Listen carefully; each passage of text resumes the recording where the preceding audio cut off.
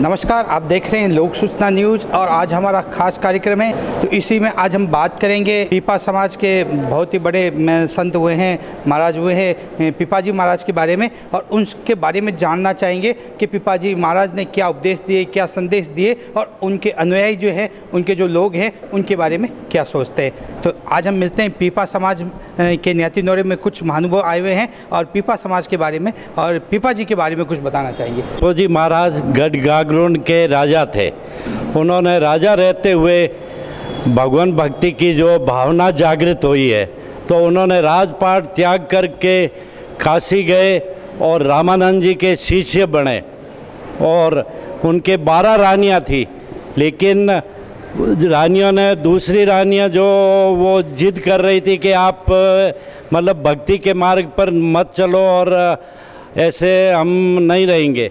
तो एक रानी सीता जी जो थी वो मतलब उनके साथ भक्ति करना चाहती थी, तो रामानंद जी के वो शिष्य बने। उस टाइम भी उनकी परीक्षा ली गई और कहा कि आप इस कुएं के अंदर गिर पड़ो, तो वो दौड़ते हुए कुएं की तरफ भागे। तब तक उनके हमारे रामानंद जी के अन्य शिष्य थे, उन्होंने पकड़ लिया। वो परीक्षा के रूप में प्रयत्न किया था, तो उनकी दृढ़ शिक्षा वो इच्छा थी, इसीलिए उन्होंने ये भक्ति का मार्ग अपनाया।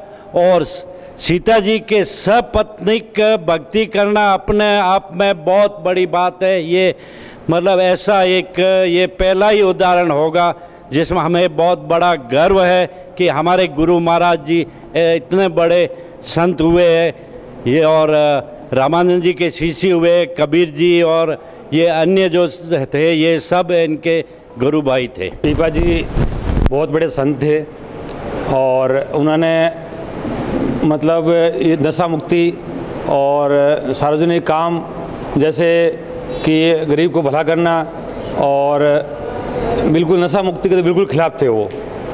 और हमारे जो अनुयायी थे, पीपा जी ने बिल्कुल पाप के बारे में बिल्कुल ऐसा सोचा कि पाप नहीं होना चाहिए। इसी के कारण उन्होंने सुई धागा हाथ में लिया। सुई धागा में कोई तरह का पाप नहीं है, इसमें पुण्य का काम है, जनता सेवा काम है। और पीपा जी ने बिल्कुल ही नशा मुक्ति के बारे में तो बिल्कुल ही मना किया। उन्होंने पीपा ने पाप ने कीजिए जो आपने अभी बताया, तो उनके बारे में उनकी बहुत ही अच्छी विचारधारा थी। संत पीपा जी के द्वारा वर्तमान युग के अंदर जो भौतिक सुख सुविधाओं को लेकर के जीवन यापन करते हैं और दूसरों के शोषण के द्वारा अपने जीवन और भौतिक सुविधाओं के लिए व्यक्ति प्रयास करता है, उस चीज़ को उन्होंने मध्यकालीन के अंदर इस बात का विरोध किया और ये कहा कि व्यक्ति को श्रम के द्वारा जीवन जीना चाहिए। वो स्वयं एक बताना सम्राट राजा होने के पश्चात भी उन्होंने श्रम के द्वारा और भक्ति और ज्ञान के मार्ग के द्वारा जीवन यापन करना और अहिंसा का संदेश जो दिया था, वो उस मार्ग पर आज भी पीपा क्षत्रिय समाज चलता है। और उस मार्ग पर चल कर के आज भी समाज अपने इस पीपा जी के उद्देश्यों को लेकर के सर्व समाज के अंदर मानवता, अहिंसा और सत्य के मार्ग पर चलने का कार्य करता है। संत शिरोमणि श्री पीपाजी महाराज के बताए गए आदर्शों के ऊपर संपूर्ण पीपा क्षत्रिय समाज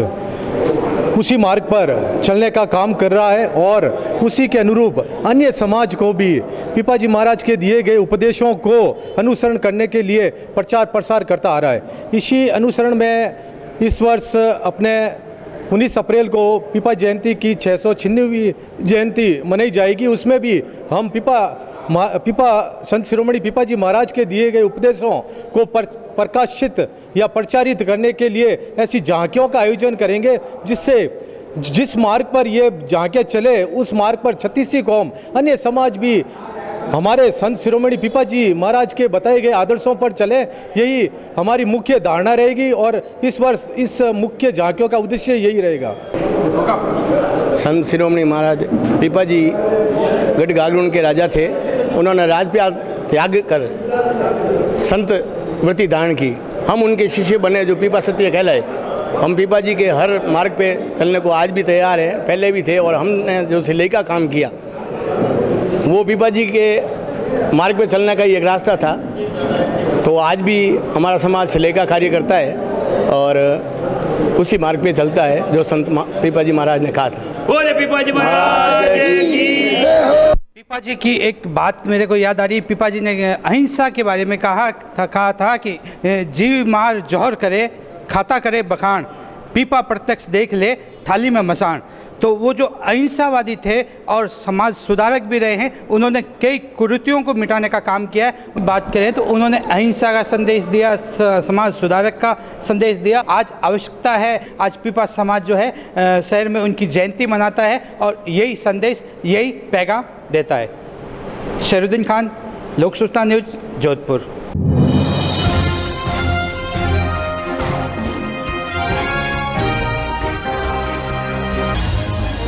दुनिया की बड़ी बात से देश की हर खबर, बात जनता की या अपना शहर, हर खबर पर पैनी नजर।